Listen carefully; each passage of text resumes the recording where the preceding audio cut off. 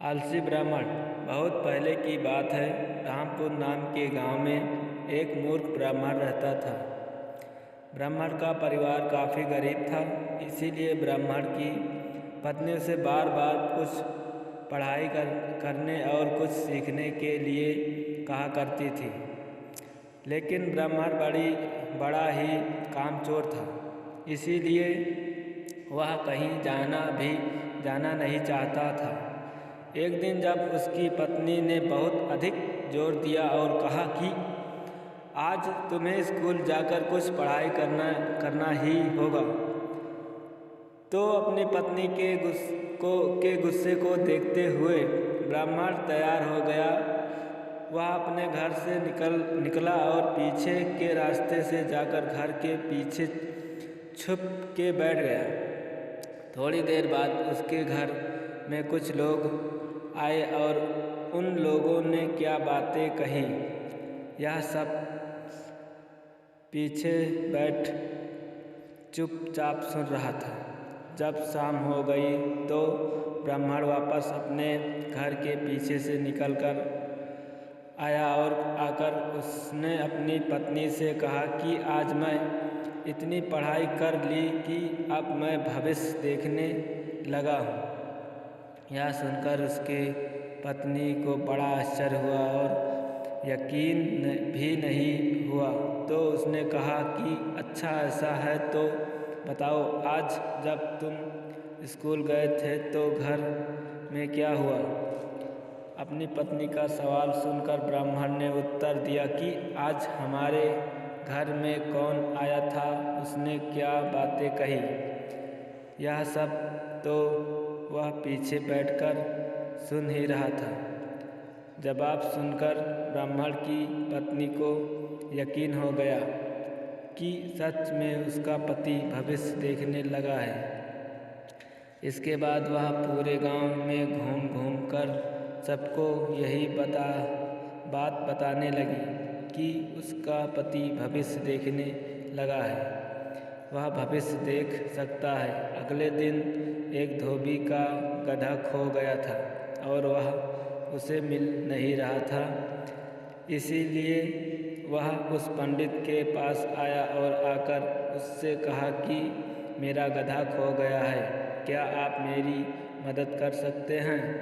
पंडित को कुछ समझ में नहीं आया कि वह क्या करे, इसलिए उसने कहा कि अभी मैं स्नान करने जा रहा हूँ, जब मैं स्नान करके लौटूंगा उसके बाद मैं भविष्यवाणी करूँगा। इतना कहकर पंडित वहाँ से निकल भागा।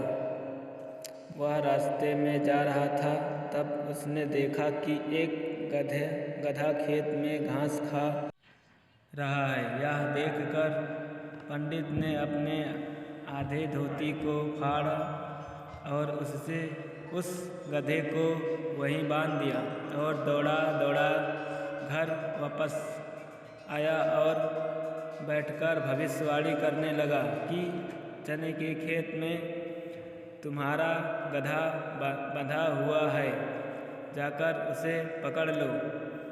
पंडित की बात सुनकर धोबी चने के खेत में गया और उसने देखा कि हाँ, सच में चने के खेत में उसका गधा बंधा हुआ खड़ा था।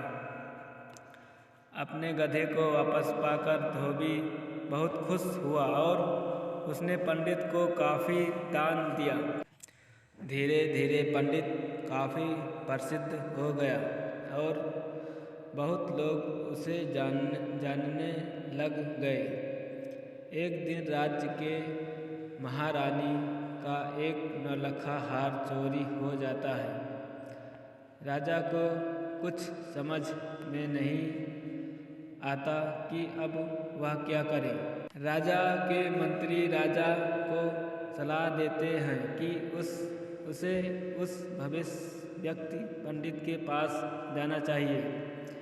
राजा उस भविष्य व्यक्ति पंडित को अपने राजमहल में बुलाता है।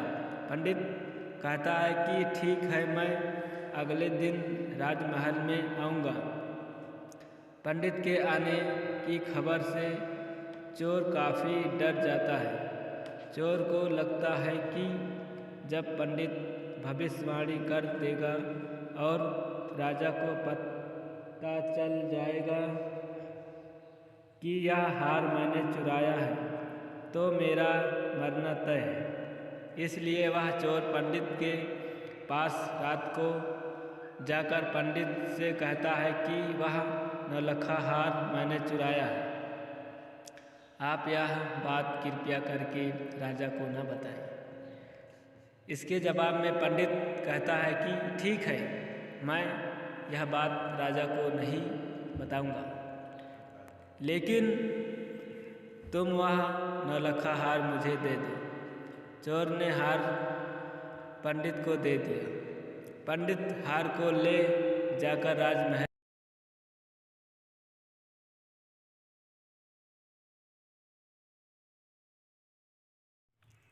के बगीचे में एक चिड़िया के घोंसले में ले जाकर रख देता है। सुबह भविष्यवाणी करते वक्त पंडित कहता है कि महारानी का हार एक चिड़िया के घोंसले में रखा हुआ है। राजा ने अपने सैनिकों को उस चिड़िया के घोंसले में जाकर देखने को कहा। राजा ने सैनिक चिड़िया के घोंसले में देखने गए। वहाँ उन्होंने महारानी का हार देखा। अपने महारानी का हार मिल जाने से राजा बहुत खुश हुआ। उन्होंने ब्राह्मण को काफ़ी दान दिया, जिससे ब्राह्मण का घर खुशी खुशी चलने लगा और उनकी गरीबी भी दूर